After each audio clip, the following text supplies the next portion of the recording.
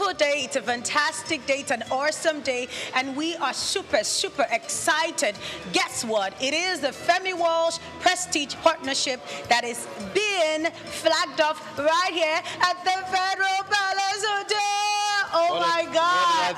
What that thing sums awesomeness. We're being at a place where every conversation about Nigeria's independence happened, and then also thinking about royalty, you know, things that make us feel like we're kings and queens when we come into this place. I mean, I'm at this point. You know, talk about the scenery, the ambience, the rooms. This hotel is actually really, really good. And the fact that Femi Walsh is partnering with Federal Palace Hotel doesn't just give me the chills, like it makes me happy. Happy. Well, we're going to be having exclusive events, coverage, and we're going to bring in our expertise to come and give them that edge amongst... that finesse. Taking the brand globally through our media. My God. It's not something you want to miss out on this journey that I just started. We're going places, sis. The Federal Palace Hotel was established in 1960 and constructed by the A.G. Leventis Group. Perhaps one of the most notable thoughts about Federal Palace is that it was used as the venue for independence celebration of Nigeria in 1960. Over the years, the Federal Palace has now become a world-class ultra-modern facility with a touch of elegance. The hotel, which has been recognized nationally and internationally, has become a tourist attraction for many. Perhaps this is the reason Femi Walsh Group decided to partner with the Federal Palace by supporting the hotel with resources and equipment for coverage of all the hotel's events. The president and CEO of Femi Walsh Group, Victor Oluwafemi Walsh, accompanied by the vice president, Idahosa Osamanze, paid a visit to the hotel during the exhibition of the popular Iriri Arts Gallery.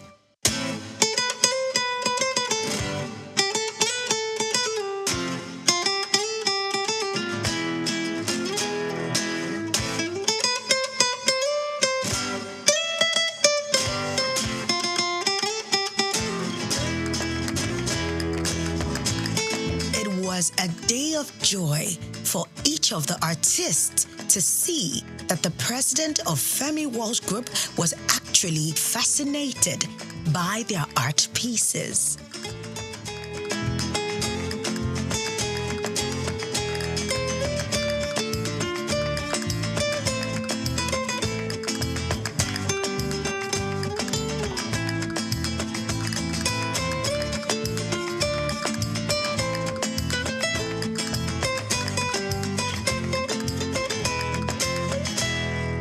The coordinator of the Arts Gallery also expressed his enthusiasm and joy, highlighting the exciting prospects and opportunities arising from the partnership. Thank you so much, SOUQ TV, for coming over. It is about celebrating art and creativity. We themed it Luxury and Legacies exhibition.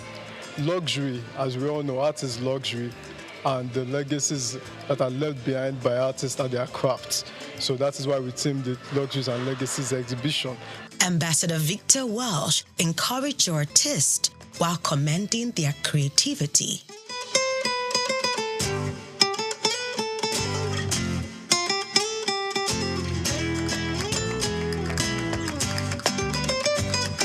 The general manager, Herman Britt, was excited that the collaboration between Femi Walsh Group and the Federal Palace Hotel exchanged pleasantries with the president and told Souqnews TV about his joy. The energy is fantastic, and the support that you've given us is absolutely superb. So, yeah, watch the space, and your support is valued, and I love the partnership that you guys give us. So, looking forward to the journey with you guys.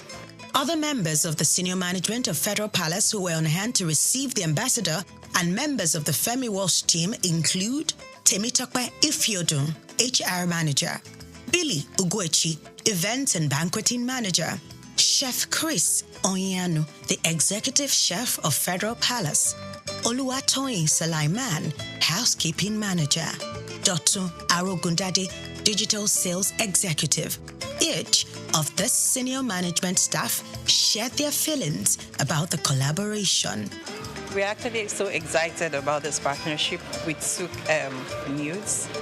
It's going to, be beneficial for both Federal Palace Hotel and SOUQ News. And we know that all our new offerings will be extended to the larger world. We are actually doing things differently now. Federal Palace is actually doing a lot of things differently now. Our staff are ready to give the best of the best services to our guests.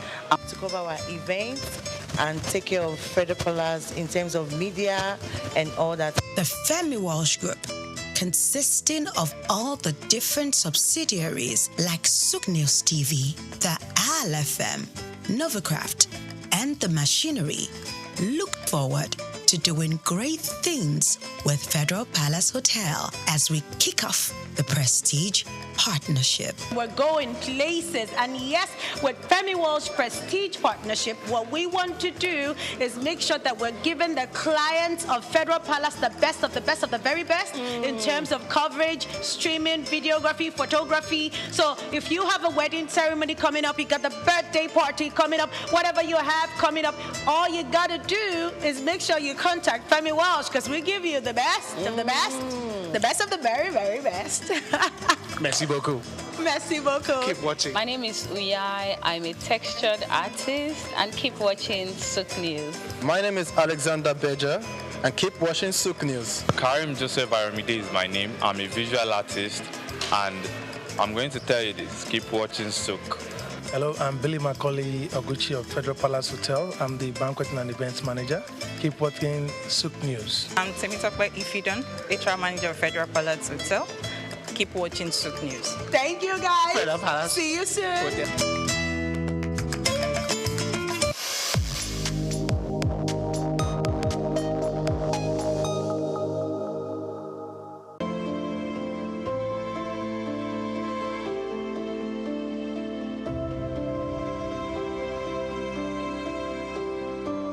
When most Nigerians hear about anti-graft agencies, fear is the first response, anxiety over investigations, raids, or sanctions. But the Independent Corrupt Practices and Other Related Offences Commission, ICPC, is showing a more collaborative face, one that seeks engagement and partnership to foster integrity across public institutions. The message came to the fore during a courtesy visit to the National Orthopedic Hospital, Igbobi, Lagos, where the ICPC Resident Anti-Corruption Commissioner for Lagos State, Alexander Chukura, led a strategic conversation on collaboration, ethics, transparency, and institutional accountability, received by the hospital's acting medical director, Dr. Wakil Lawal. The visit focused on sensitizing management and staff on the importance of ethical conduct and risks of practices that might attract the Commission's attention. ICPC is the police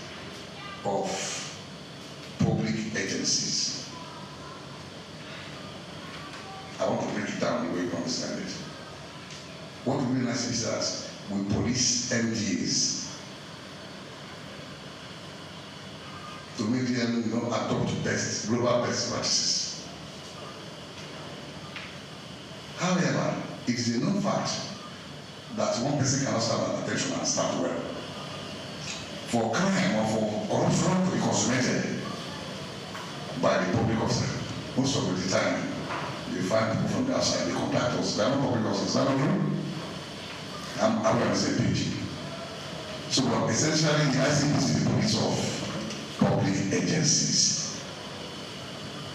What is really corruption? Can someone attempt? Otherwise, just go ahead. And what they want, which one we prefer? Okay, let me go ahead. There are that complex term, corruption, has been seen by different people at different times from different perspectives. But I'm going to still break it down. Corruption aptly refers to an abuse or a misuse of position of public trust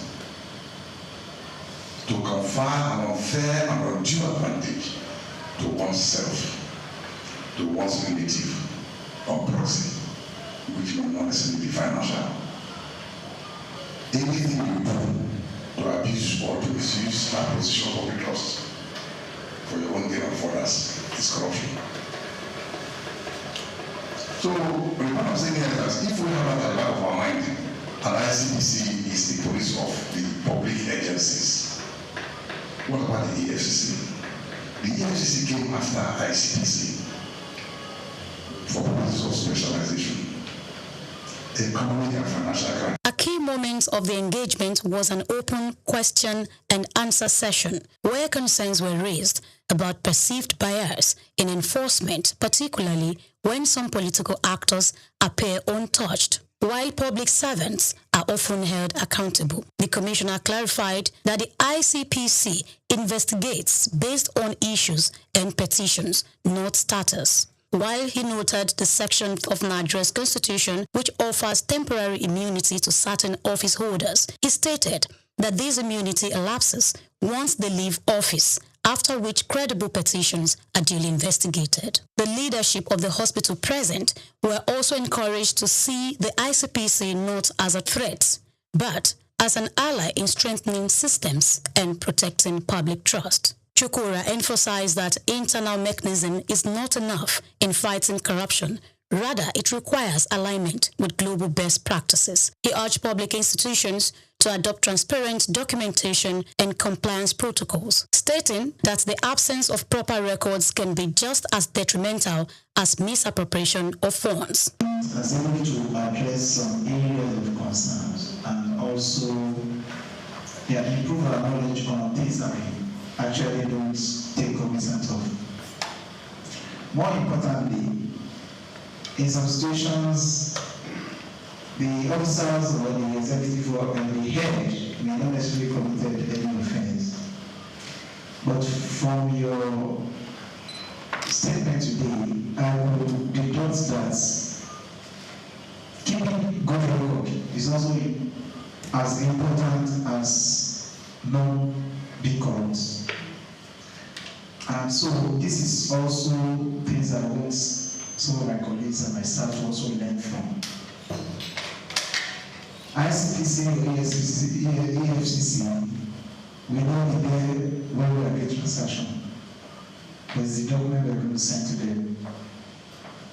And so it becomes an important aspect of our work. I hope this will also improve our practice. So thank you. Your statement today has contributed a lot. And we don't have any ICPC. ICPC is our friend. And I'm sure we'll keep the channel open.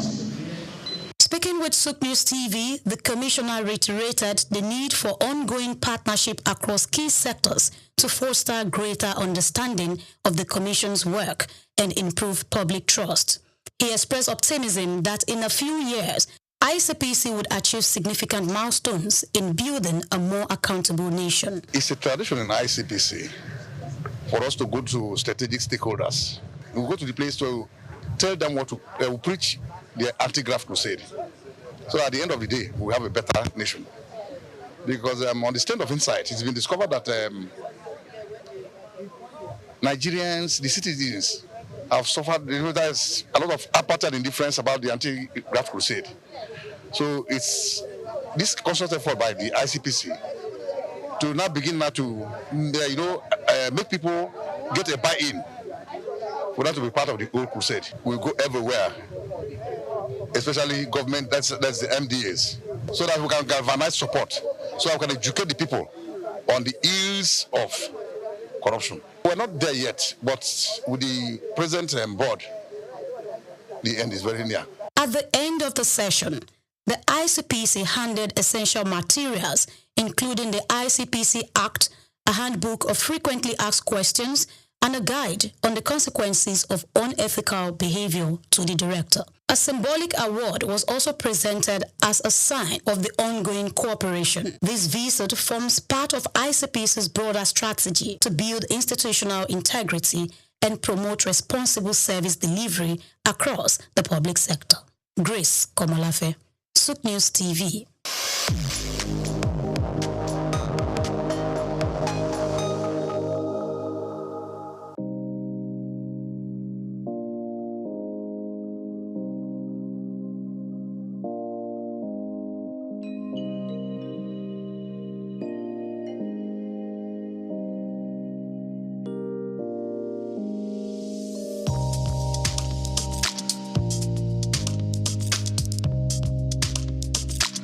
That we should relax and enjoy every bit of the program, the conference. We have a lot of things. We have a keynote.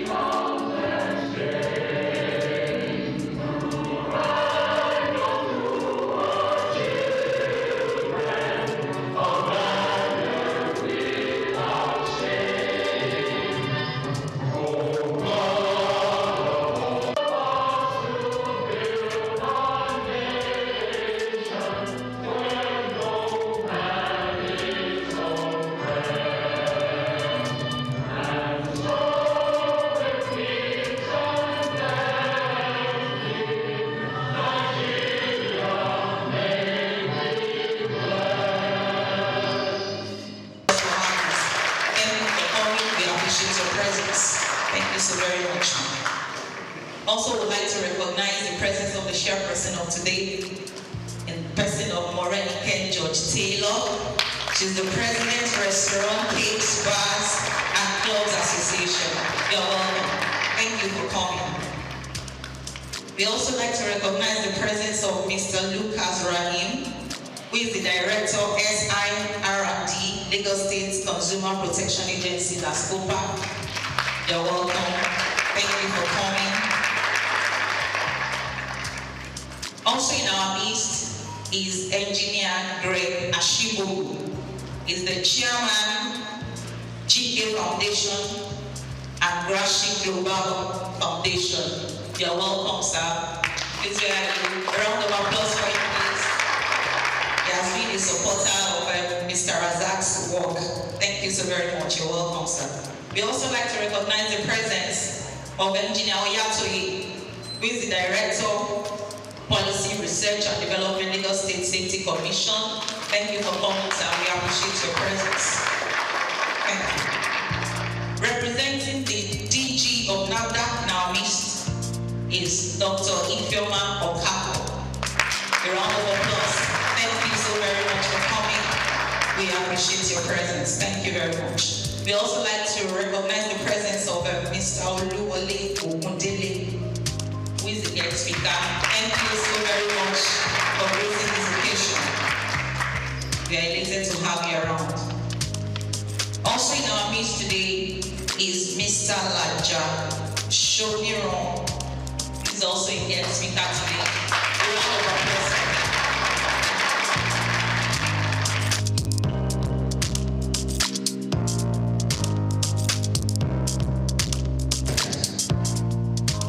To be the one that convened this maiden edition of Restaurant Managers Conference, it is my utmost pleasure to welcome you all to this occasion. Let's give ourselves a round of applause. First and foremost, I would like to express my deepest gratitude to each and every one of you for taking your time to join us today. Your presence here is a testament to the commitment to excellence in the restaurant and hospitality industry. Together, we gather under the theme, elevating the art of restaurant management, innovation, sustainability, and excellence. The theme reflects our shared passion for advancing the restaurant industry and our dedication to staying ahead of the curve in terms of innovation, sustainability, and excellence. And as we navigate the complexity of the modern restaurant landscape, it is imperative that we prioritize these three pillars: innovation,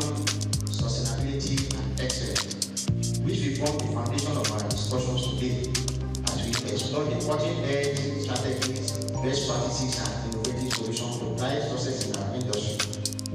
We have assembled impressive lineup of speakers, including our keynote speaker, my own mama, Mrs. Bose Aye, the founder of Antalaza PSC. Please help me to clap for her.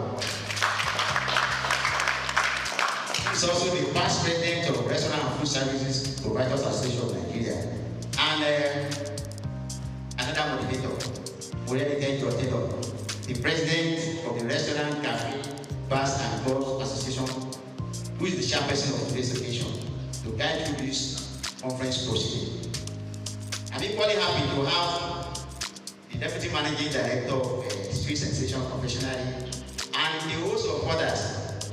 I was happy when we wrote letters to the DG of NAFDAC and I said, we are going to be there. So, this year, Dr. Okafor, I'm happy that you are here. God bless all of us. Throughout the day, you'll be treated to insightful presentations, engaging discussions with our special guests, eminent speakers, AI experts, social media marketing specialists, financial gurus, regulators, industry leaders, and many more valuable networking opportunities for us. Throughout the day, we will explore the latest trends, best practices, and innovative solutions that are shaping the restaurant industry. As Hospitality Care Company, we are dedicated to empowering restaurant professionals with knowledge, skills, and expertise required to excel in our increasingly competitive market. And this conference is a testament to our excellence to elevate the art of restaurant management.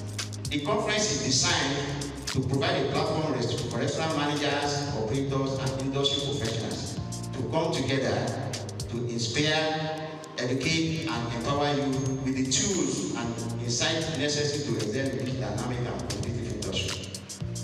I would like to acknowledge the support of our sponsors, partners, and collaborators who have made this conference possible.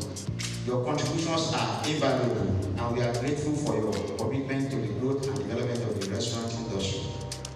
Equally, I would like to acknowledge the tireless effort of our team, who have worked diligently to bring this conference to life. Your hard work and dedication are truly appreciated. Without much ado, the MC has said we need to engage ourselves fully, ask questions, and share our perspective. We're ready to learn, unlearn, and relearn, and enjoy the company of your peers at this Restaurant Managers Conference 2005. So let us work together to elevate the art of restaurant management and take our industry to the next and enviable height. Once again, I want to appreciate you, and I know by the end of the day, we are not going to leave the Navy on getting good health. And at the end of the day, our return on investment is not going to be a waste of time. Thank you once again.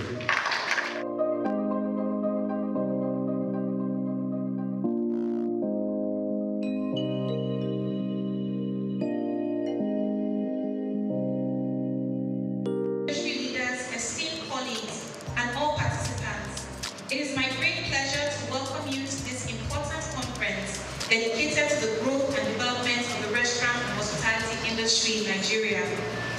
The restaurant and hospitality industry is a vital pillar of Nigeria's economy. It provides employment to millions, drives tourism, supports local farmers and food suppliers, and contributes significantly to our GDP. This sector is not just about serving or providing accommodation. It is about experiences, innovation, and economic transformation.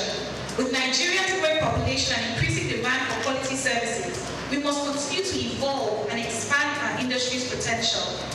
This conference is an essential platform for sharing best practices, discussing industry challenges, and exploring emerging trends such as digital transformation, AI, sustainability, customer experience enhancement, and food safety.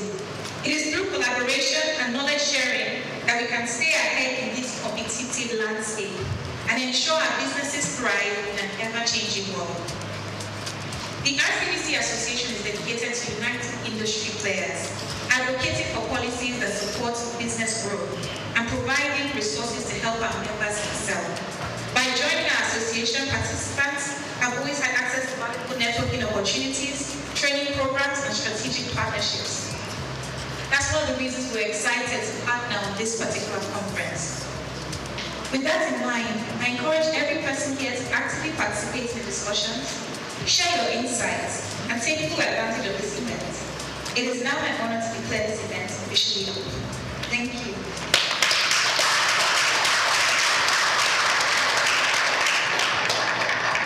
I have just a few more things to say before I hand over the microphone. So my question one more time is, did I get my slides up or will I be winging it? Can you see my slides? Thank you, it's okay, don't worry. So this is supposed to be a little bit interactive, right? It's a manager's conference, and I always have something to say to managers. So do we have any managers here? Can you wave your hands? If you're in a managerial or supervisory position, can you wave your hands, please? Fantastic, thank you. So I think I'm in the right room. I wasn't sure when anybody raised their hand. Okay, so I want to ask a question. Who is a manager? Someone should help me, please. Who is a manager? Who is a manager?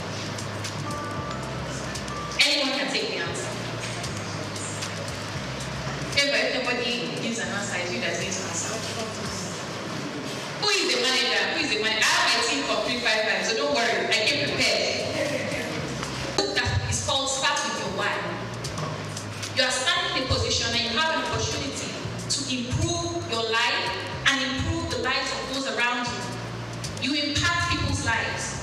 Someone that wants to propose to their girlfriend and wants to get married, you will be part of their life experience forever, just by being a manager in a restaurant or in a food establishment.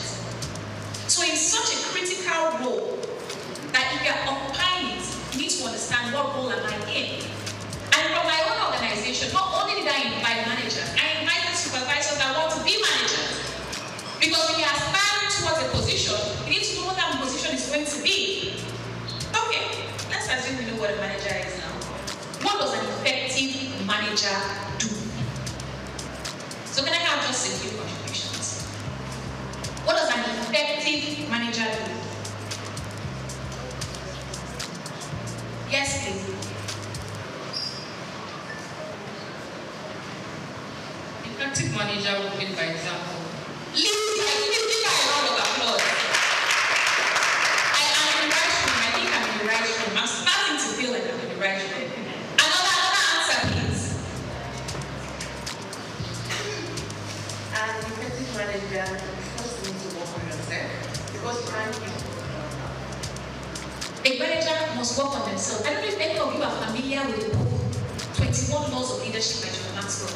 And there's a law called the law of the lead, meaning that you will only lead people up to where your capacity is. Once your capacity is here, you're not going to lead anyone above that. So working on yourself is critical. Please give me a round of applause. Can I have one more answer? Because my time is limited. What does an effective manager do? An effective manager must be proactive. Thank you. I like that word, proactive. Let's please give me a round of applause. I spelled out a few things I think that a good manager should be able to have under their sleeve. And I'm just going to take this about 2-3 minutes and I'm going to get off the stage. Don't worry. So I have here, you must be hospitable. I call it the spirit of hospitality. If you don't have the spirit of hospitality, what are you doing here? Why are you a manager? Hospitality is such a critical spirit that it influences you. Are you the kind of person that when people walk into the room, you would say hi? Or because it's your job that you're saying hi? When somebody is panting, would you offer them a glass of water? If someone sits down and they're sweating profusely because they just came out from outside, do you think that the person has to order water before the waiter goes to them and says, sorry sir, would you like a bottle of water? The act of being hospitable. So if you are not hospitable, definitely this will not be the right career for you. What else should a manager be? A manager should be in control. I expect that if you are actually told to govern an organization, you are in control of what's happening in that organization. How can you be in control of what you don't know? So you must be aware of everything that's happening in that place.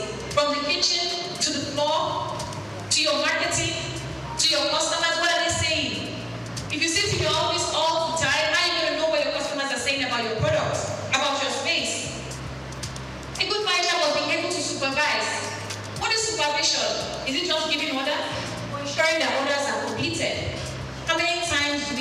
follow up with you when something is stated. A good manager must be meticulous. Because sometimes, staff are very tricky. They will tell you that they clean the place, they will clean only the top. When you now go and lift it up, you now notice that this cleaner did not clean the bottom of this place. How are you going to ensure that the right thing is done if you're not meticulous? I'm almost done. A good manager must be intentional. You must decide that you have decided that you're going to be good at what you do, you're going to be among the best. Really and truly, I am for women empowerment. And I do specifically love coaching women to stand out. Because for a woman to have an opportunity, she usually must be 10 times better than a man. So if it's a man that's pretty good, people will just say, oh, let us give that opportunity. But before they give a woman an opportunity to become a CEO or a CEO, you will see her CV. Her CV is double the CV of the man that equally holds the job. Please give women a round of applause. Okay, the men are happy. Give all of themselves a round of applause. A good manager must be a good example. And finally, practice servant leadership. I want you, as you attend this conference, to pick up a few things and decide, what will I do differently following this conference? Maybe I missed something. Before I close on my work way, does anyone want to add anything else that they think a good manager should be? I leave the floor. Any other comments? Thank you, ma'am. Good teamwork and good communication. Give my round of applause! There's no I in team. If you are not a team player, why are you a manager? You can't do everything yourself. You must believe in division of labor. And that's why I asked all of you to join me with my presentation this morning by asking questions. So thank you so much for your time. And I hope that this conference will be as impactful for you as it is for me. Thank you.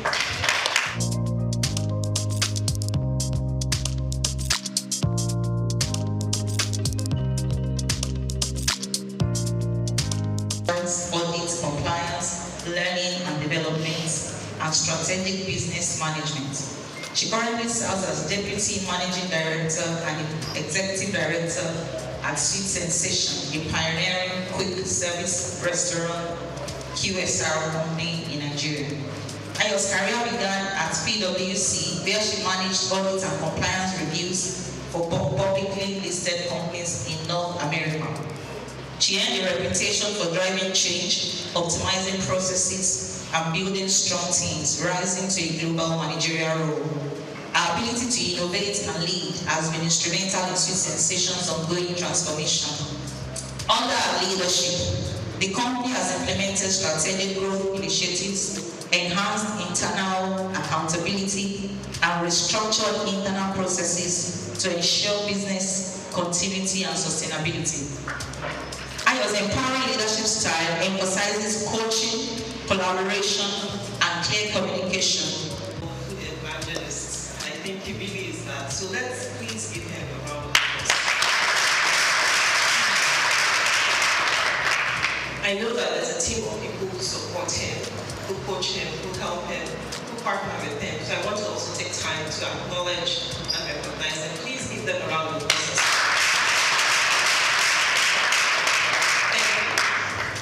Special thank you to the distinguished speakers and guests. I also stand on all existing protocol, but even with that, I cannot but honor Mrs. Bolayeli, who's here. Mrs. Bolayeli, who's here, the founder of Fertilizers and pioneer in the industry. Thank you for your continued support of the industry. It's also lovely to meet the chairperson of RCDC, an organization I belong to as well. So welcome. Thank you. I don't follow my NAFDAC people, I will get in trouble. So, well done, man. Thank you for all you got, NAFDAC. Thank you. Making sure that food is safe and that people can live quality lives. Thank you so much. Thank you. Okay.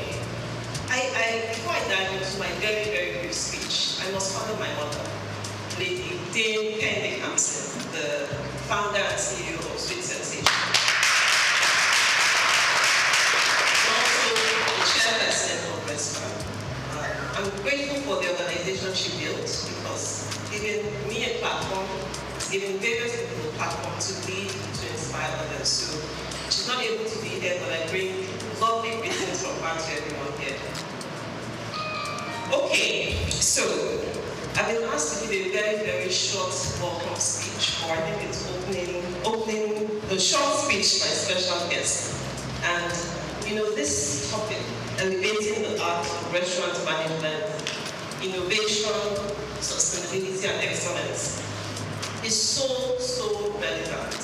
So I want to start by just saying, this topic is so relevant to our industry. Anyone who's been in an industry for a few years knows how important these topics are. The industry is shifting rapidly.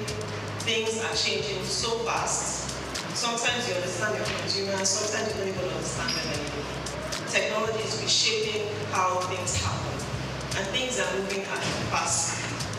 So I'm so grateful to be part of the conference that recognizes the importance of these topics and brings people together to learn about these topics. Sustainability is no longer just a buzzword, it is a business imperative. How can you make sure that your organization not just survives, but thrives and can be sustainable for years to come? And I'm really grateful that we have the opportunity to learn about that at this conference. So for those who are here, whether you sponsored yourself to come here or whether your company has funded you, I want to really encourage you to listen. The ability to invest in yourself, to come for conferences, for trainings, it's a powerful investment in yourself. My team who's here, hi team, they know that we talk about growth a lot. Any investment in yourself, whether it's training, conferences, networking, learning from others, at the end of the day, it's a powerful investment in yourself. And as you grow, you can also inspire other people to grow as well. So please be open-minded, please listen, please take notes, network with your peers or colleagues or people who you admire within the industry. But please make sure you learn, make sure when you go back to your companies, you're teaching others as well, others who couldn't be here, and then you're allowing others to grow as you grow yourself. So thank you again to everyone. Welcome to the conference, and thank you again to the convener for the opportunity to be here.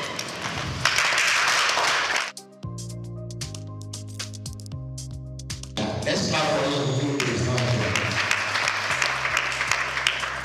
Which message from the Special Advisor to the President of Capacity Development.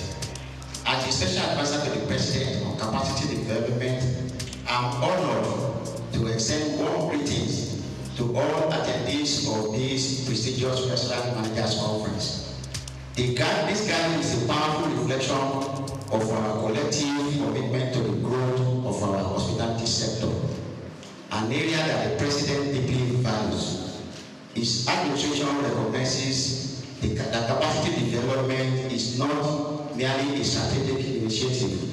It is a cornerstone of our national vision for economic diversification and sustainable development.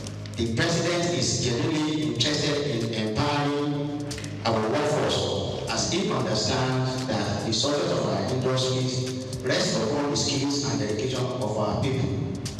The hospitality industry is an integral to Nigeria's economy, playing a vital role in job creation, cultural exchange, and promotion of our rich heritage. By fostering a thriving restaurant sector, we contribute to the broader narrative of national pride and economic resilience. The President believes that by investing in the training and development of our hospitality professionals, we are not only enhancing service standards, but also positioning Nigeria as a premium destination for culinary experience and global tourism. As we look to the future, our administration is committed to organizing more training programs and conferences that will empower our hospitality professionals, and conferences like this is one of those things. We envision a collaborative framework where industry leaders, government, and educational institutions work hand in hand to cultivate a workforce that is not only skilled, but also innovative and adaptable to the evolving landscape of our hospitality industry. Thank you for your participation and for your vital contribution to this essential sector. Together, we will build a robust and dynamic hospitality industry that meets the diverse needs of our citizens and visitors alike. Honorable Sadiq Rabiu.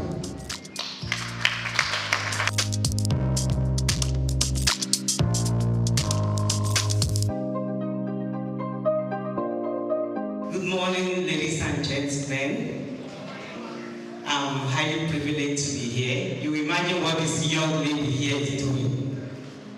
I'm particularly excited for this opportunity to stand in this capacity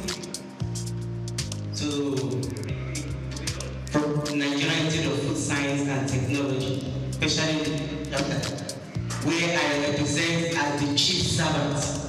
You know, that name chairman is just a name. They're actually the chief servant of the institute, and I'm privileged to be doing that because the Institute of Food Science and Technology has raised me to be a confident person and to be able to add value to the society. And I think that is the beauty of life.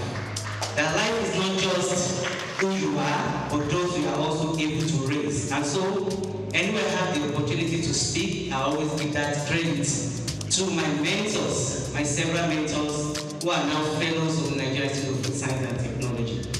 Particularly, let me congratulate Mr. Razak, our own food evangelist. We call him Mr. Food. He has several names. He has several names. I have my Google message, but I don't feel like speaking to us.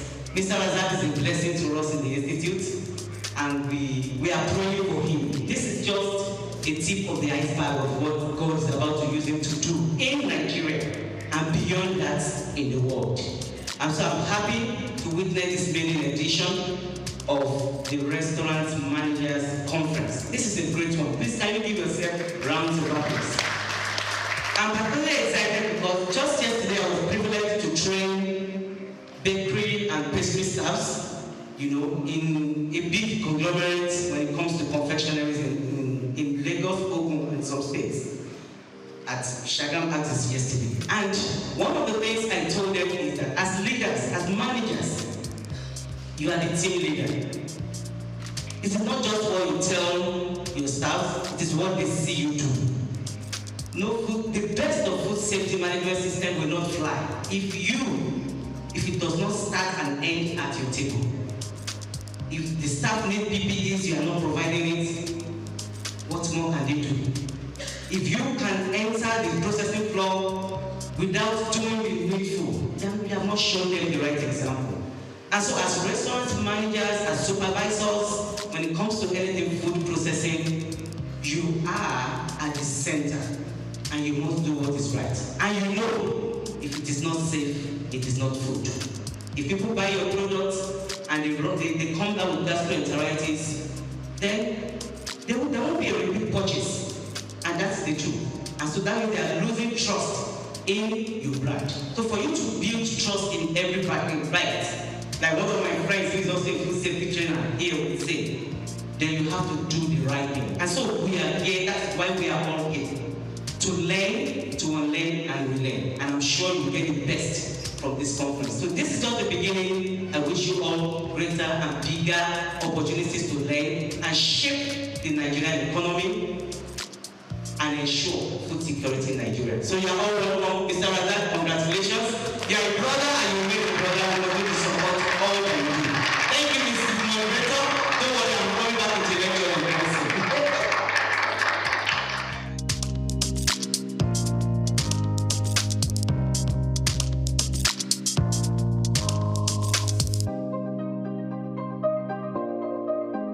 Everybody, and I belong to nobody.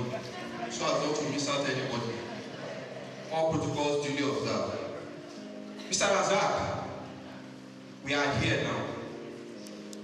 You will not understand the meaning of that statement. My name is today. I'm the Executive Secretary of Restaurant and Food Services Providers Association of Nigeria, RESPAN. I'm representing, or rather I'm standing in for the President of the Association, the 10-day campaign, ably represented by the DFP of Sensation Confectionaries, Mrs. Ayani Baba. I said, Mr. Razak, we are here now. Almost around this time, November, we met here for a function. And this was the place that Mr. Razak informed me about this program, November. And since November till January, he kept calling and calling and calling and calling. I'm not like, this program is in March. You started bugging me November, December, January. Calm down, Razak. Through January, February, you would think I'm the one in custody of his kidney. At the time, I have to ask myself, I'm not running this man's kidney now. Why is he disturbing me? And eventually, you know, I picked this call February, and I told him, I know. You sent in every necessary December. Be rest assured, we will come. Since I'm not hearing from you, I'm not, you know, getting any feedback. I'm like, the program is March. We will come. So, Mr. Razak, I say again, we are here. Thank you.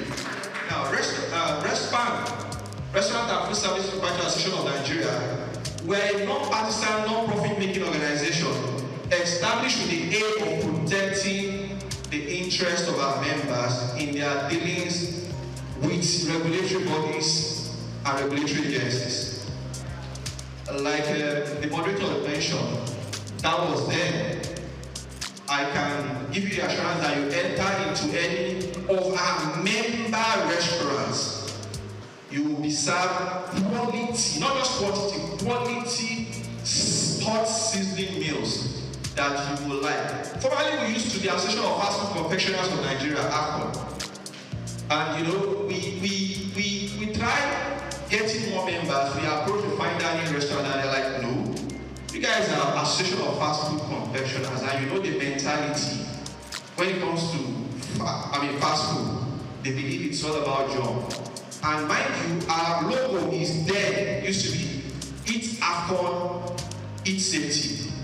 They're not like, you are saying eat fast food, eat safety. Isn't that a contradiction somehow? But we ask ourselves, and you also need to ask too. You walk into a tantalizer outlet, you walk into a street sensation outlet, you walk into a labelling outlet, you walk into a TFC outlet, and you get to be served a big item. You have pottage, you have jollof rice, you have fried rice, you have a foil roll, you have pounded yam. Are these fast food? No. So that is the reason why we decided to change the name and reorientate that conception that we have regarding AFCON. We now became Restaurant and Fast Food Proprietors Association of Nigeria.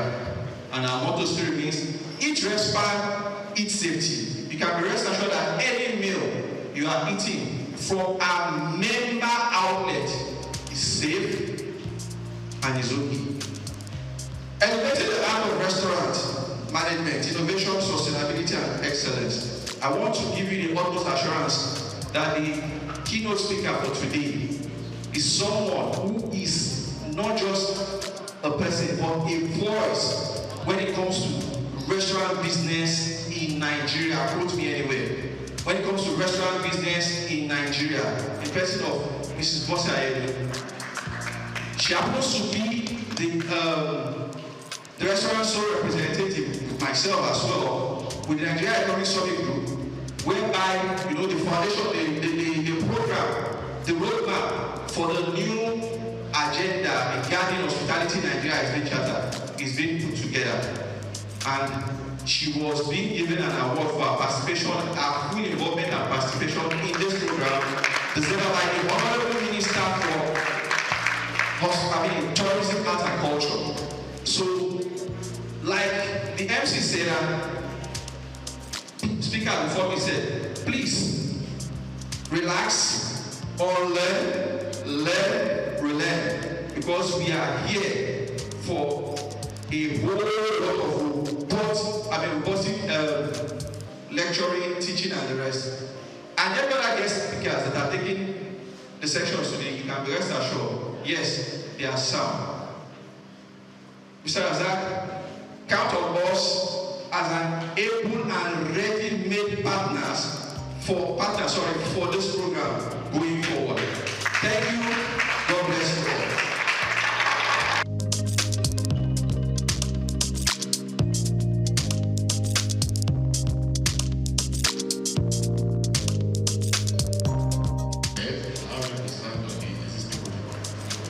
My name is SOUQ, that is Scholar Rahim, and look at SOUQ. I'm standing here for my general manager, Afolabi Shulebo Esquire. Let me start by congratulating the organizers of this auspicious program that is going to be highly educative. I can see that. Because the Consumer Protection Agency was actually established in 2015 by Lagos State Consumer Protection Law to ensure that consumers in Lagos State get value for money spent on either goods and services. And also to ensure that Lagosians are protected from hazardous products and also protected against unfair trade practices. So these are our core mandates. Going back to this event, which is about food safety, I know the keynote speakers are going to do justice to their topic. So in order not to preempt, I don't think I have the knowledge to be able to do that.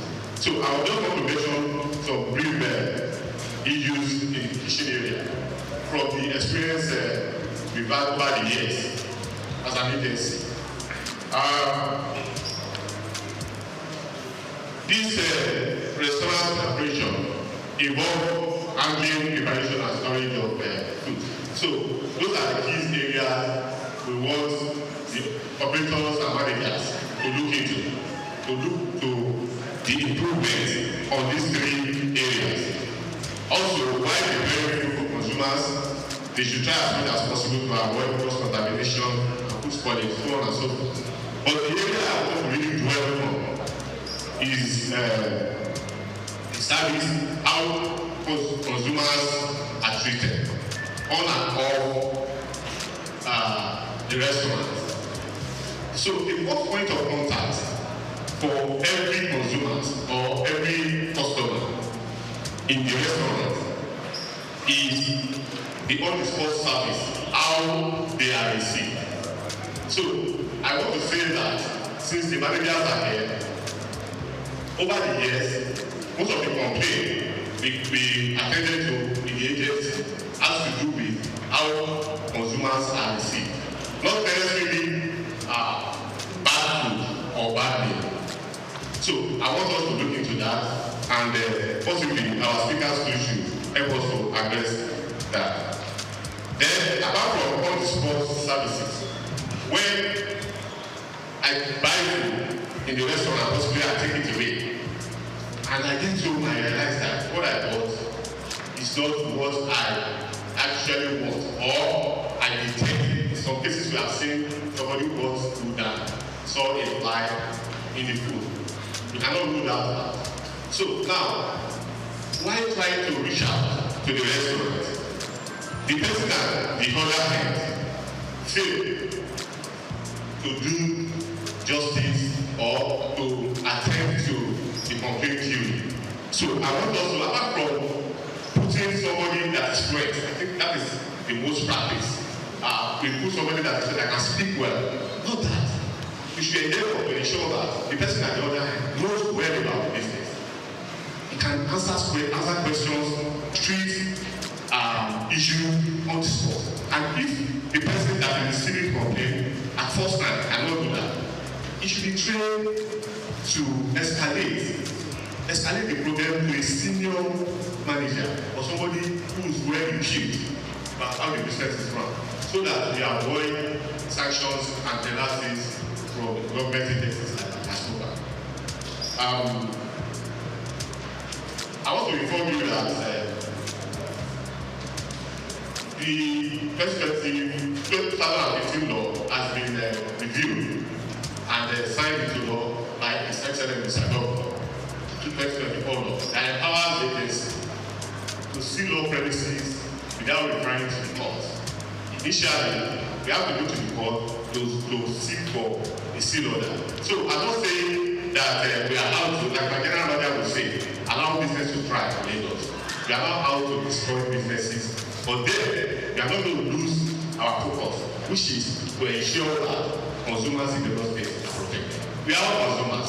So this is a very big opportunity for everyone here, both managers, the operators, and of course all of us are consumers, to ensure that we improve on the standard service delivery in our restaurants. To round up, like we always say, consumer in Lagos State are kings. So I hope you enjoy all of us here. We always treat consumer as kings. That is the message from my general manager, Afolabi Shiribo Espe. Thank you, and God bless you. The distinguished guests, esteemed restaurant manager, industry, stakeholders, ladies and gentlemen, it is my great pleasure to extend warm greeting to you all on behalf of the Lagos State Safety Commission at this prestigious gathering, the Restaurant Manager Conference. I commend the organizers for selecting such a crucial and forward-thinking team, elevating the heart of restaurant management, innovation, sustainability, and excellence. The hospitality industry, particularly the restaurant sector, plays a vital role in the economic and social fabric of Lagos State. As a hub of diverse culinary experiences and a key driver of tourism, restaurants are more than just places to eat. They are spaces of creativity, culture, and commerce. However, ensuring safety, sustainability, and operational excellence is paramount to their continued growth and success. At the Lagos State Safety Commission, our mission is to promote a safe, secure, and sustainable environment for businesses and residents alike. We recognize that innovation in restaurant management goes beyond culinary creativity. It also involves embracing modern practices and adhering to health regulations and implementing sustainable business models that protect both people and the environment. Sustainability in the restaurant industry is no longer an option, it is a necessity. From responsible waste management and energy efficiency to ethical sourcing and consumer well-being, sustainable practices contribute to business longevity and environmental preservation. I urge all restaurant managers to adopt best practices that align with global standards while enhancing customer experience and food safety. Excellence in restaurant management is achieved through continuous learning, strategic leadership, and a commitment to quality. As you deliberate on strategies to elevate your businesses, I encourage you to prioritize staff training, adopt digital innovation, and maintain compliance with regulatory standards to ensure the safety of both the employee and patrons. Lagos State remains committed to supporting businesses through policies that foster growth while ensuring public safety. Lagos State Safety Commission will continue to work collaboratively with stakeholders in the hospitality industry to uphold safety regulations and promote a thriving, resilient, and innovative restaurant sector. Once again, I applaud the organizers of this conference for creating a platform to discuss these vital issues. I wish you all exciting deliberations and successful outcome that will drive the restaurant industry towards greater heights. Thank you. May this conference inspire transformative ideas for a safer, more sustainable, and more excellent restaurant industry in Lagos. Director General, Lagos State Safety Commission, Mr. Larry Mojala. Thank you so very much, sir. That was very well said. Very well said. I actually don't know what that means. I recognize everybody that is here, and I have not addressed you in person, it's not our side. But I think we are beginning to look at the time to see how we can manage our time. I welcome you all to this year's edition. And that's not happened before. From what I heard today, it looks like this is the maiden one. Forgive me if I'm wrong. I welcome you to this conference, and let me start by again joining everybody to salute the doggedness and the passion of the convener, Mr. Razak. They have described it many ways. I used to know him as a foodpreneur, but I've heard today that he's actually a food evangelist. Whatever name we call him, and what thing we can't take away from him is his passion for this industry. This avenue that he has provided for us today, where we as restaurant operators gather together to share and to sharpen our knowledge, is a major gap that this is in our industry that is trying to fill. I congratulate you on your achievements so far, all the people that have worked with you, and I wish you success in your future endeavors. I'm excited to be here, and I count it as an honor to be called upon to share with you from my limited knowledge and experience, and also to learn from the different experts that have been put together, that have been invited to help deepen our knowledge in specific areas of restaurant operations today. The theme of our conference, as we have heard over and over again today, is elevating the art of restaurant management through innovation, sustainability, and excellence.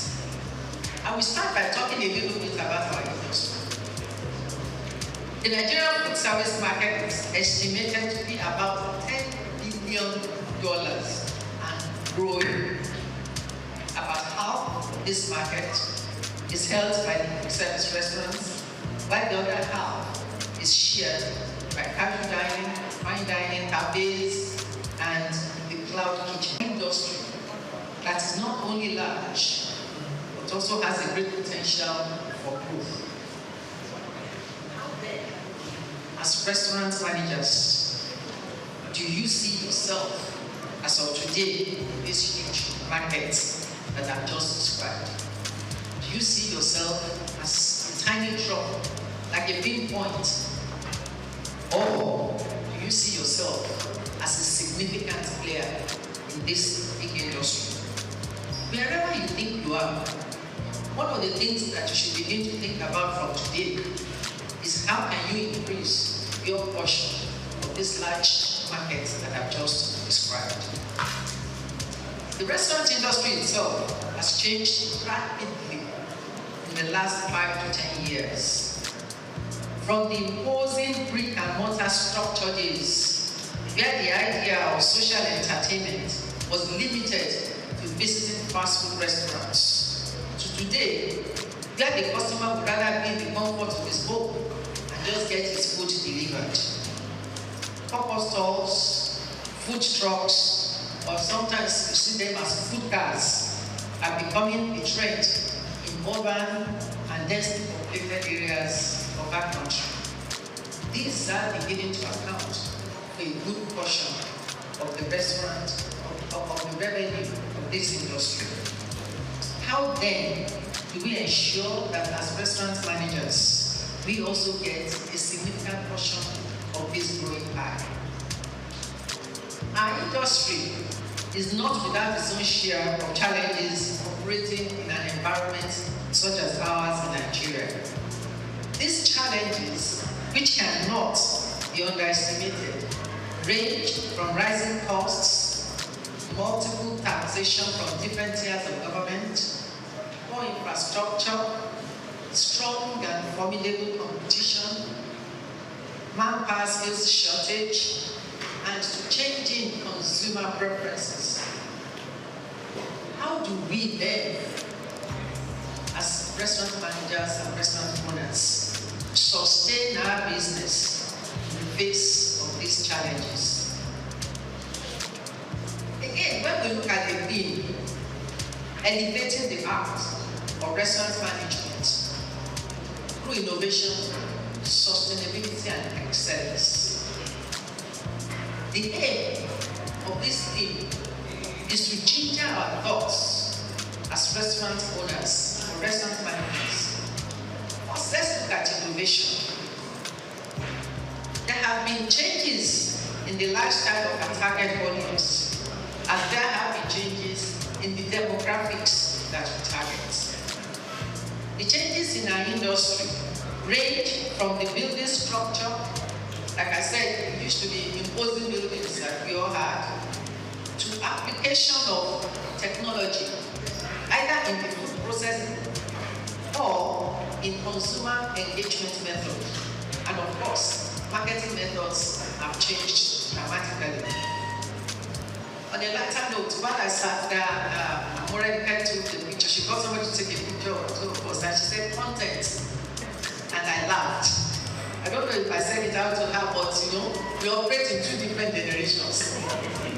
My generation would rather hide, but her generation is to put it in the face of everybody. And that was what she wanted to do. When she said content, that's again a difference that has happened in the environments that we are currently operating in. COVID-19, with the attending lockdowns and movement restrictions, forced many companies, like some of us who haven't invested in technology, to embrace digital innovation to survive. Innovation in restaurant management can be in the area of technology, can be in the area of offering unique products, can be in the area of introducing new processes, and then of course, it can be in the area of enhancing customer experiences through unique customer service methods. Embracing innovation, no doubt, has its own definite benefits. The benefits could range from increased visibility. You can also leverage technology to reach the wider network of your consumers or potential customers through all these mobile devices that you carry around. Innovation can help us in improving our service delivery. We can leverage technology to tailor services specifically to meet the needs of our customers. Innovation can help to reduce costs through process automation or the use of technology to replace, where possible, all customer-facing activities. There are businesses that don't even have the front of their house activities anymore. They use technology to take the orders and they deliver. Technology is therefore playing a key role in food processing process, how to order, when to order, and how to pay for the order. These apps are also being used to manage customer loyalty. The use of technology itself impacts the need for brick and mortar stores. Like I've said, not only will it impact or has it impacted the size, even the existence of those structures. And of course, the size of the restaurant itself.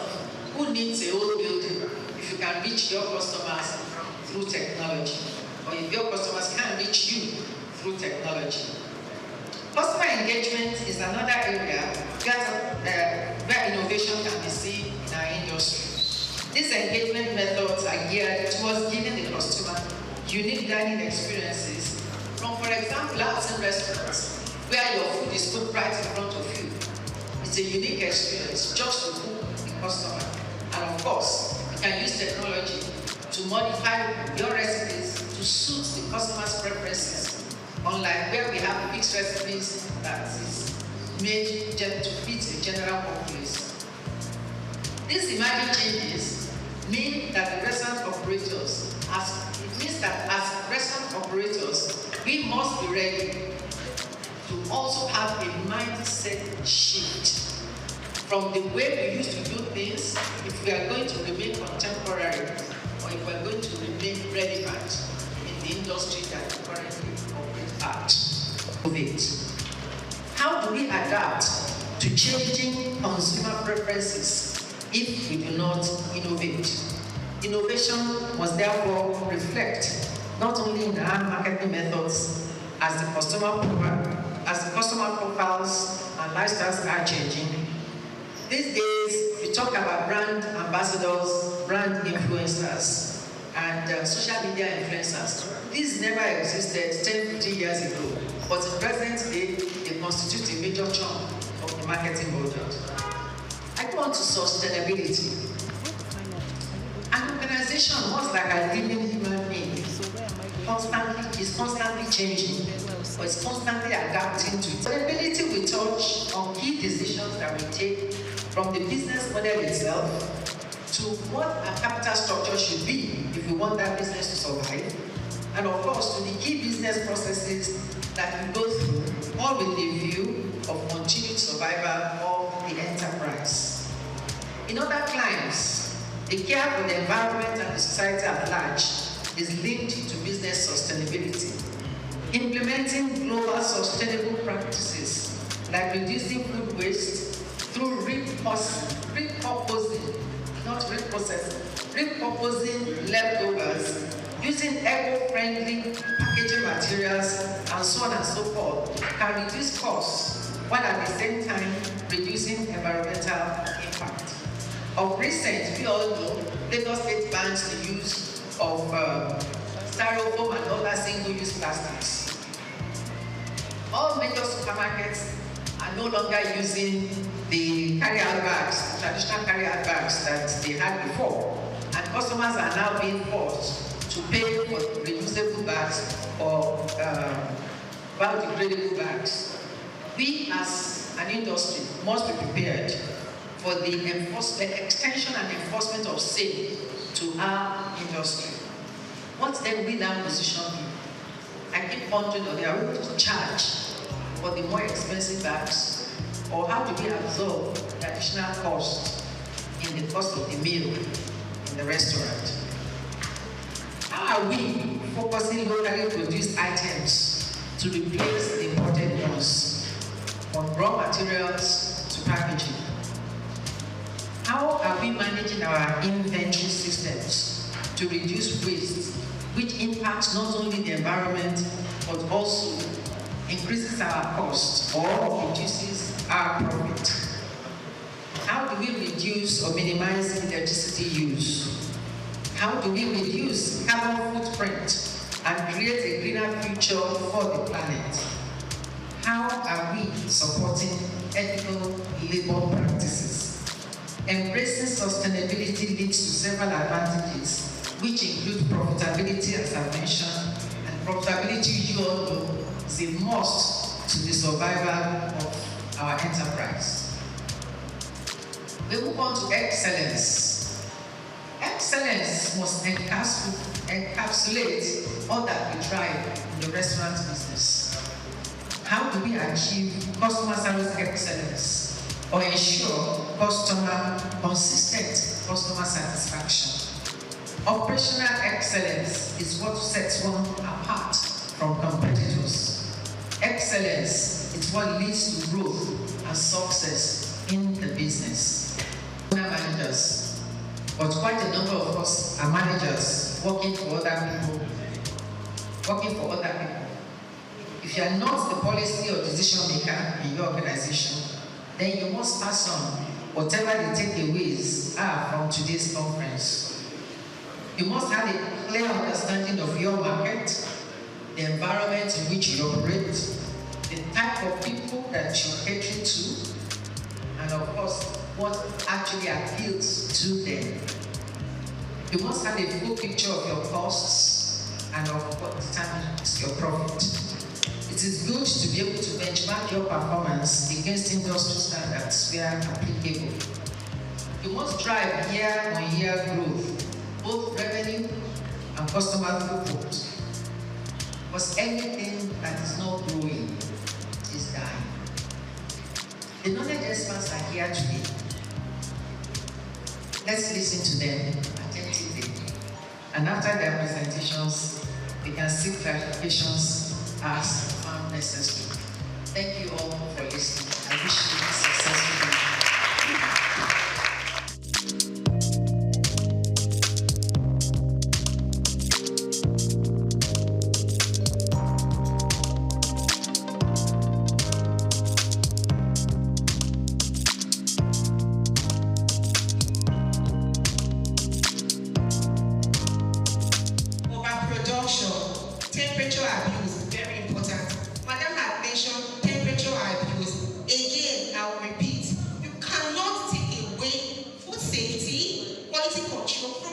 loss and waste. Customer self-service waste. I know a lot of times if I go to a restaurant, I go to a hotel, I would want to serve myself. And, well, maybe the Nigerian, I wouldn't say the Nigerian way, right? But sometimes as customers, we tend to overtake what we cannot finish. So you go, oh, this is a buffet, you pay 20K. But the whole, they say, oh, really? I want takeoff. I want hamburger. I want this. And then everything on your plate. And then you end up eating just one spoon. That is another waste. And that is waste on the part of also the restaurant. And they say, oh, they've already paid now, so what's the point? That is also another waste because those ingredients that would have been used to prepare another thing is wasted. But you can even serve more customers and make more money that will be in your pocket, but it is not going into the trash. Okay? And the last one is the trash and the waste bin. Sometimes we talk about sorting. I know a lot of restaurants that have the whole, this is recycle, this is food waste. But people don't follow it. They don't follow the color codes on their waste bin. They end up putting what the food that can be recycled with the plastic waste all in one trash can. And then what happens in that case? It goes down to the landfill, which is also money. In fact, not just food waste. Money taking step in a very nice way, catwalking into the landfill, which is profits going out. But you don't have a plan for donation or recovery. Now, there are many charity organizations that restaurants can partner with when you have excess food. You can partner with the Lagos Food Bank and also other charity organizations that you can say, okay, we have this old pattern of excessive food and people can come and take some of this food. I mean, why can't we feed the nation? Are we not one? Anyway, moving on. Now, what is the role? Am I communicating? How about not too fast? I want to enjoy this discussion here. Very good. Thank you. Now, what is the role of food safety failure? Poor food handling practices and quality control in food loss and waste. Food safety failure, improper storage. If you don't store your food properly, you will end up having older products or you will not follow FIFA, right? She has mentioned, she has given us an explanation of what FIFA and FIFA is. I won't dive into that. But if you don't store your food properly, you end up having food waste. Most times when I audit restaurants, right, it's very simple for them to have a failure in non-conformity in this aspect because they always tend to go clean the product on the shelf and nobody's really checking for dates. Another thing that can cause this problem is when you have all of your products on the shelf. Why? Or you buy a lot of this product and you end up not even using it. Especially those ones with a short best before or a short shelf life. Temperature abuse. That's another food safety failure and cross-contamination too. Now when it comes to poor food handling practices, again, you can never take away FIFO from this. It's handling during preparation. If you don't handle your food properly, and they go to the floor, that's waste already. Except of course in your restaurants, when food drops on the floor, you pick it, you clean it, and you serve the customer. And I'm sure that I don't have any restaurant managers that are doing that poor quality practices. The lack of hygiene. She has talked about washing your hands, your earrings, all of those things. It's very important as managers or as food business staff, we need to have proper hygiene. If you lack good hygiene, it's as well as putting money into the waste bin. And lastly, quality control over cooking, undercooking, inconsistent portioning, getting food for minor defects. I don't know if this is news to many of us, right? But sometimes people reject product because they look ugly. Not for food safety cases, or not for the sake of food safety, but because I don't just like how this tomato is looking. It's not looking very fine. So they end up throwing it away. But you should understand that nobody knows whether a tomato is fine or ugly when it is being cooked. So you need to have a very good relationship with your vendors. Tell your vendors, okay, these are the qualities I am looking out for. Have a checklist. Train your vendors and train the staffs around, those who are handling it. See, training is very important though. It's not you come to work, you resume work that first day, wear your hairnets, wash your hands, remove your earrings, and that's the end.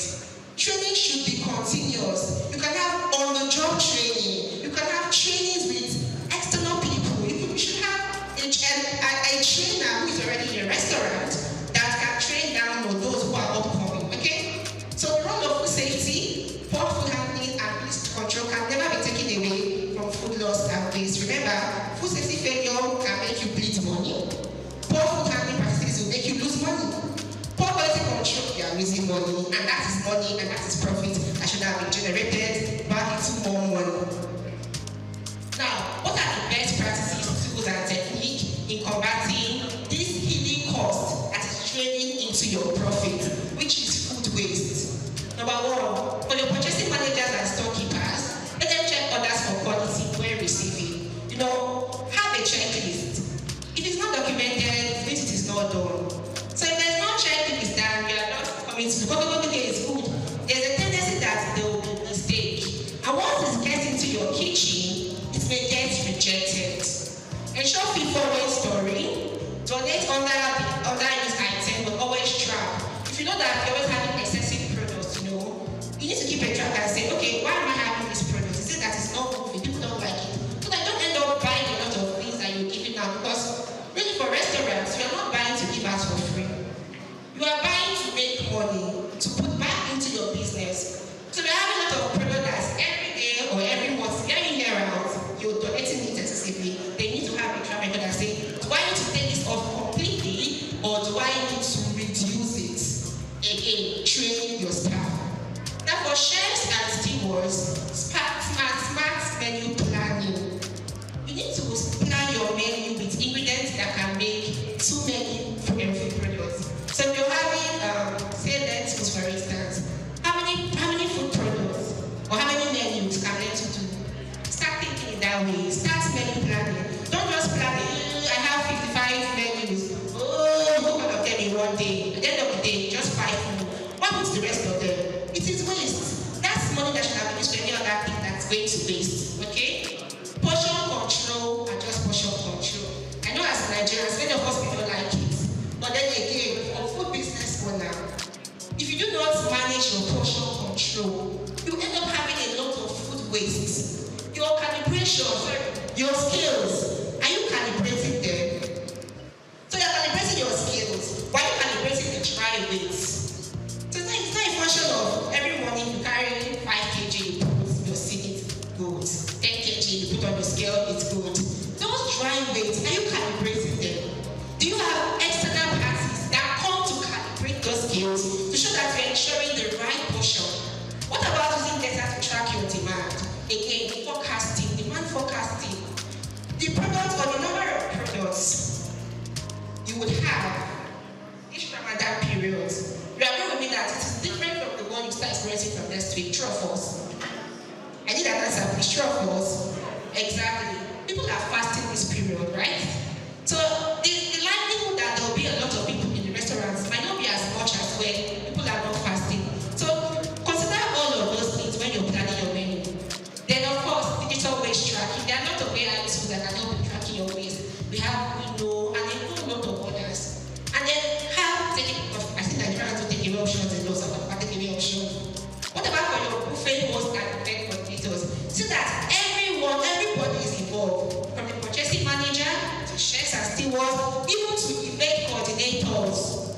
Know the amount of guests that you are inviting to an event and plan accordingly. Have a food waste policy. This is new.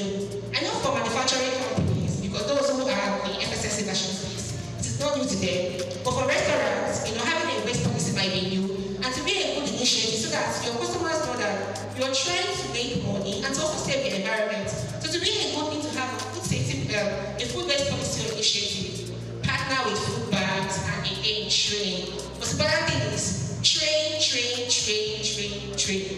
Do not get tired of training. If you get tired of training, call experts that can help you train your people. Please again and say train your people. And FHSC also carry out training. Just let me put it out there. Now, what is an action plan? I have mentioned what food loss and waste is.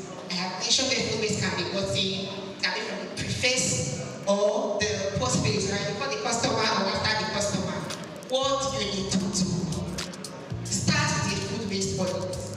We all know that we all have the HACCP team, right? You can also have a food loss team. involved. And it should also start from management. You see, food loss and waste should not be having conversation on the shop floor or in your kitchen.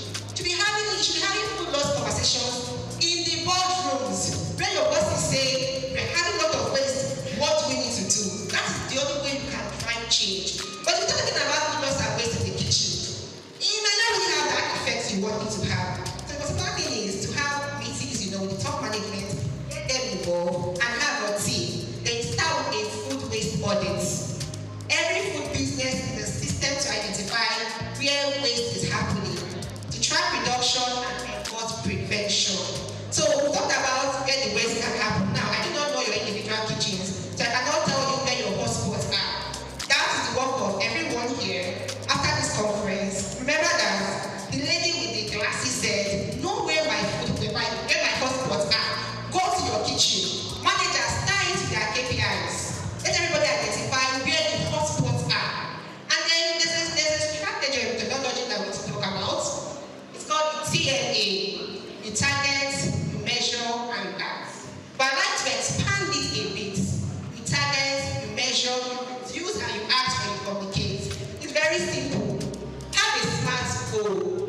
Tell everybody, or you tell yourself, okay, in the next 6 months, I want us to reduce our food waste by 30% in maybe portioning. And because if there is no goal, you'll be too relaxed to want to try. So goals keep you on the edge. Like, okay, I have a goal, what do I need to do? So that is what targeting goals.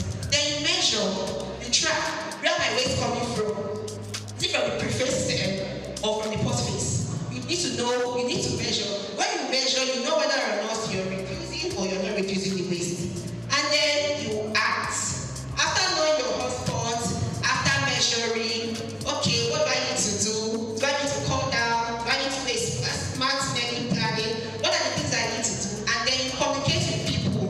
You cannot have all of this and keep it to yourself. You cannot drive change and keep it to yourself. So you must communicate with everyone, and I mean everyone in each department. Let them know that, look, this is serious business, so we all have a part to play in food waste reduction because we're talking about money here. And lastly, also, another methodology we can use in reducing food loss and waste is the 4 R's. We have the refuse, the reuse, the recycle, and the recover. We cannot say we are fighting food loss and waste. We cannot fight food loss and waste because it's a whole lot. But we can prevent food loss and waste from happening. So that's where the reduce part comes into place. And then you reuse this product. Don't be in the habit of throwing things. Look for ways that you can use food products. Throwing should be your last option. Then you recycle and then you recover. I have a friend who does this technology, right? I don't know how he does it, but he's so smart. And he does SOUQ aways for businesses. I really don't know how it works, but this SOUQ away uses food waste and it generates gas for cooking. So you end up not spending so much money on gas and you end up spending less money for waste disposal. Now, like, are you sure this works? But I've known him for quite a while now, and I know restaurants that have been using it for 2 years, 3 years, and that's one way of them helping the environment and also saving money. But so that you can actually, food loss and waste is avoidable. Avoidable. Just have to do the right thing and put your mind to it.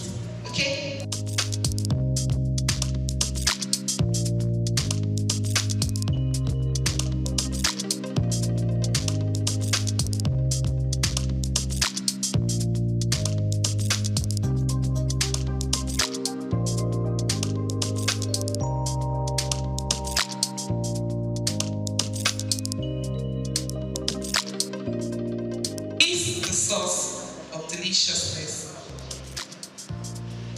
We've been in existence since 1909.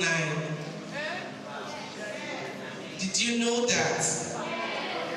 So for those who don't know, some people just screamed, eh? We are an ancestor brand. Thank you very much. You see, this is what we know how to do the best. Bring deliciousness to homes, to your meal time. And this was the initiative of 2 Japanese persons. One is a scientist to make meals. And then the other one, an entrepreneur who has the money to start the business.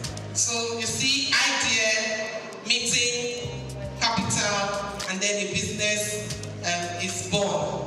So this is how our Ajinomoto came to be. By the way, it's a Japanese brand, and Japan products are quality products. I re-emphasize, quality products. So we've been in Nigeria since 1991, and what are we doing? We are founded on the aspiration to contribute to well-being of the human being, well-being of the society, well-being of the planet through amino science. Amino science is the technology and the specialty of the Ajinomoto Group. The NAFDAC people here know us, we are registered. The SON people here know us, we have a man cap. So we are very regulated and very compliant. So what is Ajinomoto? My targets are here, the caterers are here, LSCDA, and my other catering group. Yes, ma'am. Thank you very much. So these are my targets, and I know restaurant people are here who use it. The people used to say that all those big restaurants, they use Ajinomoto, but they hide it. So I want to ask, what do you gain if you don't use Ajinomoto? And what do you gain if you don't use that cook? You still they hide them. Tell people the source of your deliciousness, because you understand that it is safe. It is made from sugar cane. It helps you to reduce salt in your food. People call it magionio, thinking because there may be salt. Not salt. It is a product that has glutamate, and glutamate is an essential amino acid which gives the taste of umami. Umami is not sweet, not bitter, not sour, not salty, but delicious. That is the fifth taste, in case you don't know. We don't have only 4 taste sensations now, we have 5. The taste of tomatoes is not sweet, not sour, not salty. Every speaker has talked about tomatoes now. It is to make almost every meal. And so it is not sweet, not bitter, not sour, not salty, but it gives that umami taste. That's the 5th taste around the world, and it's not different to Nigeria. And that's the taste of our Ajinomoto. Ajinomoto is produced through a fermentation process of sugar-based sugarcane, beets, cassava, maize. So all of these are products through which Ajinomoto is made. And then it is made up of, our MSG is made up of simply sodium, glutamate, and water. This is it. And it contains 1/3 of the amount of sodium in table salt. So if you think your food is not delicious enough, you're just adding salt, you're adding to your hypertension. Yes, so why don't you use Ajinomoto? And it helps you to promote that deliciousness that you want in your meal. That's what we are talking about. So it is used around the world to bring out deliciousness. You are what you eat. All of us agree to that, right? It's consumed that forms you. Some food experts will tell us to avoid this fast food, pastries, cakes. Don't eat this, don't eat that, don't eat. Reason. They tell you some of you it gives cholesterol. They just call a lot of hard names that will scare you. But once in a while, even in the pyramid of food, all these things are there. You take them, but maybe sparingly. And not that you don't take at all. So you are what you eat. And when we eat food, we don't eat to swallow those chunks. What we eat is to get nutrients from the food. Bringing one of that. So look out for it in the market. It is very beautiful for jollof spaghetti. One pack is 25 grams, and then you use it for 500 gram spaghetti. Just add 30 cl of water, and then mix it to get the sauce, and voila, deliciousness is all the way. And We love to get questions, we love to have feedbacks. Like the MC has said, a pack like this is going to be given to everyone here, and we hope that you will use it and continue to enjoy deliciousness. Of this program, and Grassy Global Foundation, led by Engineer Greg Ashibogu, we are presenting this award to the DG of NAFDA, Professor Olusola Christiana Adeyomi. And she was one of those ones that bring premium importance of production, the quality aspect of it. And I'm happy that I happened to be one of the first production supervisors that became an athlete manager and we never stop.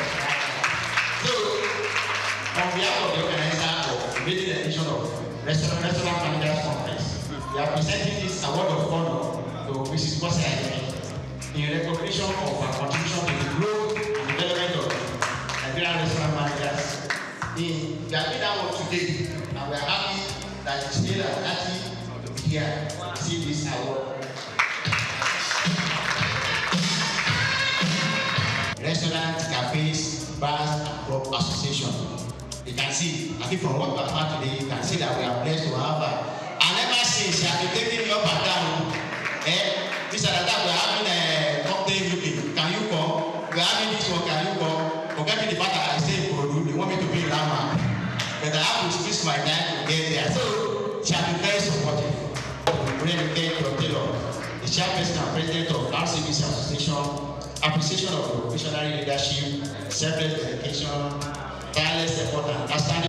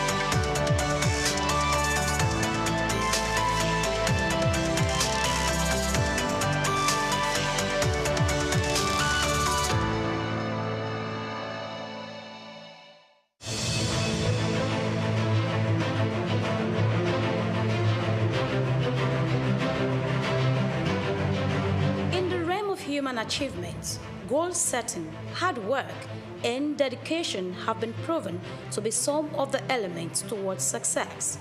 The journey of remarkable individuals with lasting impact on the world are often filled with manifold stories, but through determination, they build their lives and make extraordinary contributions.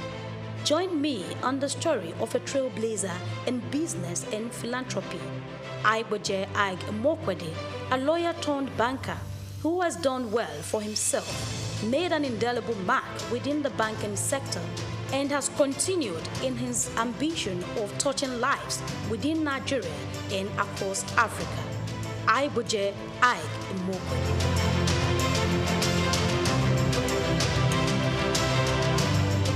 Within the Nigerian business space and philanthropy, few names resonate and are respected profoundly. Such is Aiboje Ag Mokwede.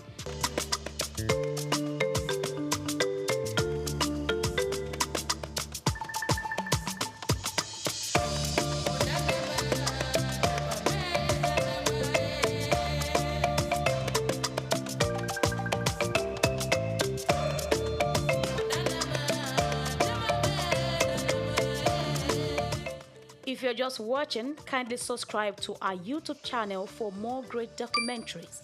Like, share, and comment.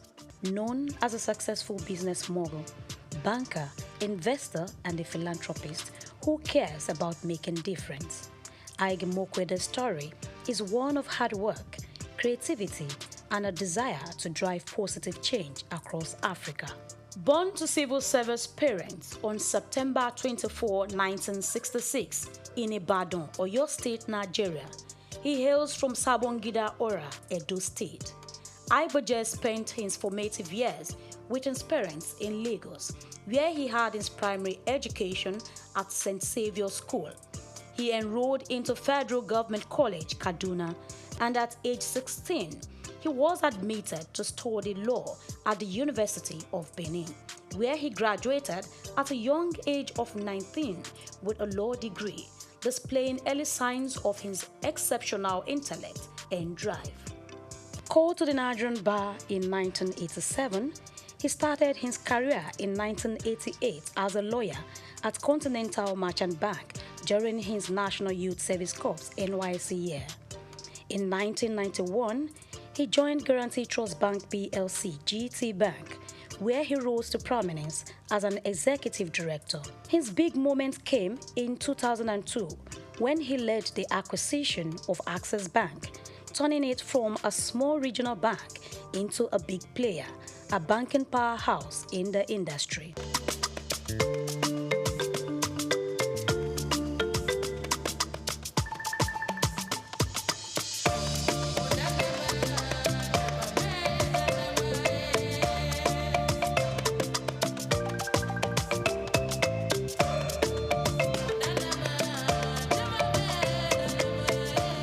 Throughout his career, Ike Mokwede has taken on different leadership roles, including Group Managing Director and Chief Executive Officer of Access Bank until December 2013. He later became President of the Nigerian Stock Exchange and retired in 2017, but remains on the National Council.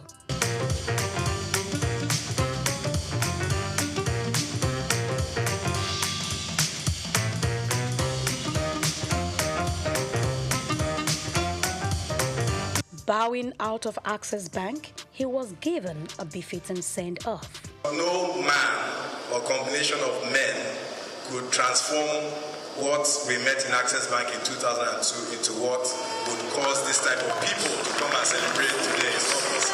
His foresight and managerial acumen have brought him chairmanship and directorial roles in prominent organizations such as African Finance Corporation, Associated Discount House Limited, Petrolon Energy, among others, thereby contributing greatly to their growth and sustainability.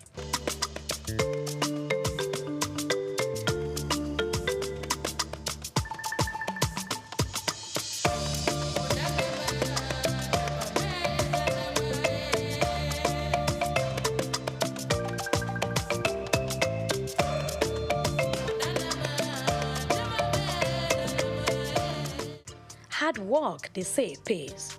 Igboje Mokwede's hard work earned him many awards and honors. He received the National Productivity Order of Merit Award in 2009, conferred with Commander of the Order of the Niger CON in 2011 by the then President of Federal Republic of Nigeria, Goodluck Jonathan, during his administration for contributing to banking and finance.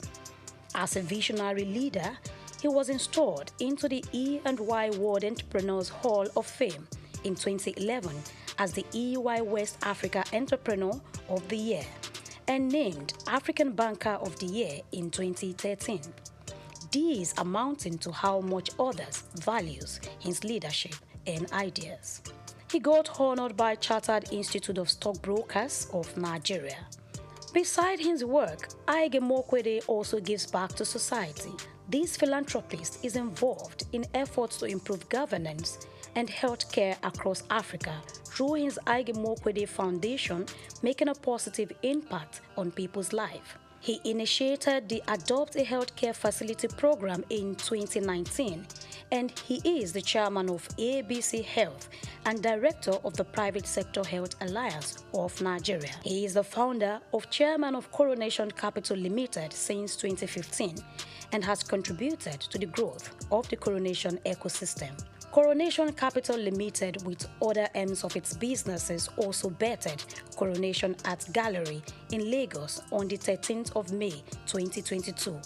a platform for showcasing exceptional works of art that embodied the essence of cultural significance and artistic expression. Igboje Ike Mokwede founded Coronation Art Gallery with the vision of democratizing art, foster appreciation and understanding for the artistic world, and making it accessible to a wider audience. Bumi Augusto is, I knew Bumi when she was born. I know her parents, and I know all her siblings. She's a beautiful, wonderful, gifted Nigerian artist.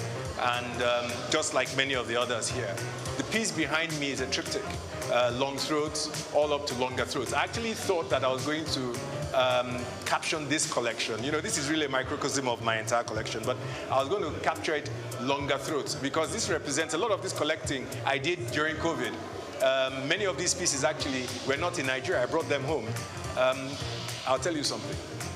I'm known for collecting masters, the Enwonwus and the Yusuf Grillos and so on. I still do, okay? And I kind of stuck to that genre of classic. Those are the people who, when I was growing up, as I told you, those are the people who were my parents, either just older than them or contemporaries. So I grew up knowing these artists as my uncles, okay? So my first collecting was, from works, done by masters like that. After a while, these works are really priced in.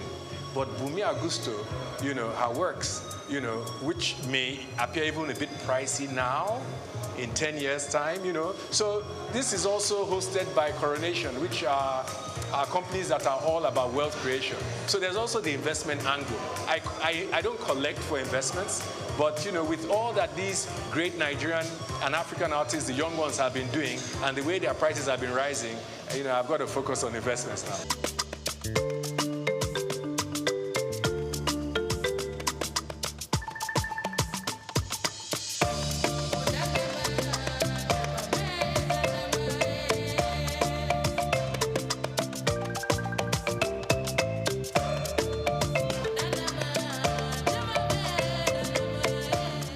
Collaborated with the Nigerian Civil Service to digitalize work processes and public service delivery in October 2021.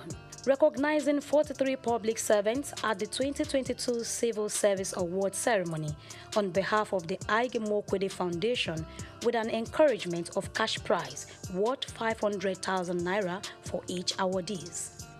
It is my understanding that annually 43 public servants will be recognized in this fashion. And so with effect from the 2022 Civil Service Awards ceremony, on behalf of the Ige Mokwede Foundation, we will be putting an endowment with effect from this award session, whereby each awardee receives a cash prize of 500,000 naira.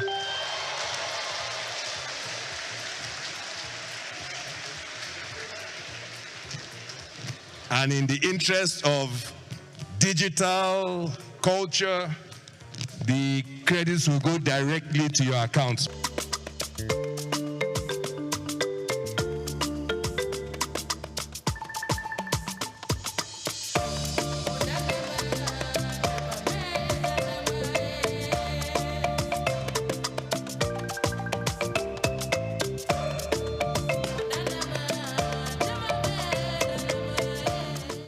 Among his many certifications, affiliations, and fellowships, Ige Mokwede holds Triumph MBA from the London School of Economics, New York University, and HEC Paris.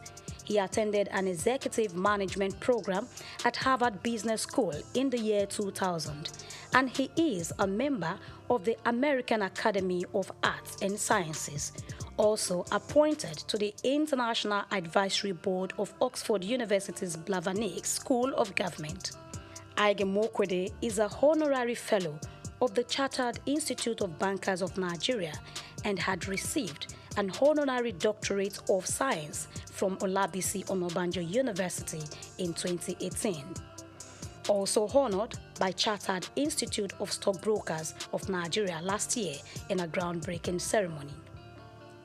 If the operators of our markets, of a nation's capital markets, are properly resourced in terms of skill, capacity, and conduct, nothing can stop that nation and its citizens from leaving the tarmac and moving from third world to first world. Nothing can stop it. The correlation between the advancement of financial markets and the advancement of national economies is perfect. It's not almost, it is perfect. And so, you understand why I have tied myself to the future of this market and why I have tried from the very word go that my voice was heard to get the public sector and the elite within the private sector to understand that we cannot ignore this market. Aiboje is the first African co-chairman of the Global Business Coalition on Health and chairman of the Friends of the Global Fund, Africa. The business mogul has made significant donations to the Global Fund. He is the vice chairman of the Global Citizen Nigeria and creator of the Nigerian Solidarity Support Fund. There is always a story, or say many stories, behind every success, and this Ig Imokwede has shared in a book called Leaving the Tarmac, Buying a Bank in Africa, Red Door 2020. In it, he talked about how he and others turned Access Bank into a major success, showing his determination and vision. On a personal note, I think the first thing is that I left Access Bank. I retired as CEO in 2013, and I knew that I needed time off just to recharge my battery, so to speak. I didn't think I would have more than a year and a half before my perpetual motion character, kind of took over once again. And so I wanted to use that period as productively as possible. So I had a year and a half, and what better to do in a year and a half, than write a book. And for me, it was an opportunity, for posterity to tell the story to my children in a structured sense, because before then, I just hadn't had the opportunity to sit down with my kids and say, this is what I did today, or this is what I did yesterday, and these are the highs and the lows of this journey. Herbert and I went through a hell of an experience between 2002 and 2013, and for him, that experience has continued. We learned so much. We were exposed to so many things. We had really, really great mountains that we climbed. We scaled some pretty high heights and so on. In a sense, it would be very selfish of us to, lock this up in a box and not share it with others, because I think our experience, can be used by any other person who has an ambition to go out there and do, whatever it is they seek, whatever it is they dream about. And so the notion of writing for posterity and recording this period in my life, and probably more important, the notion of preparing a way for others, those are the things that drove me to write the book. Ig Imokwede, former managing director of Access Bank Group, returns to lead Access Holdings, replacing Abubakar Jimo.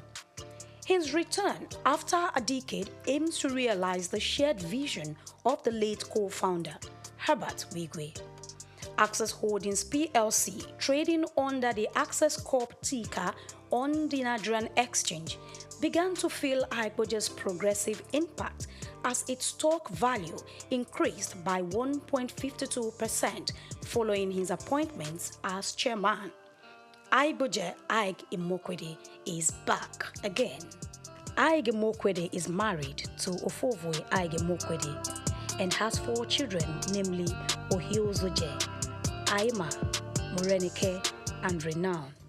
He has been able to balance his family life with his professional achievements, setting an example as a leader and role model to many.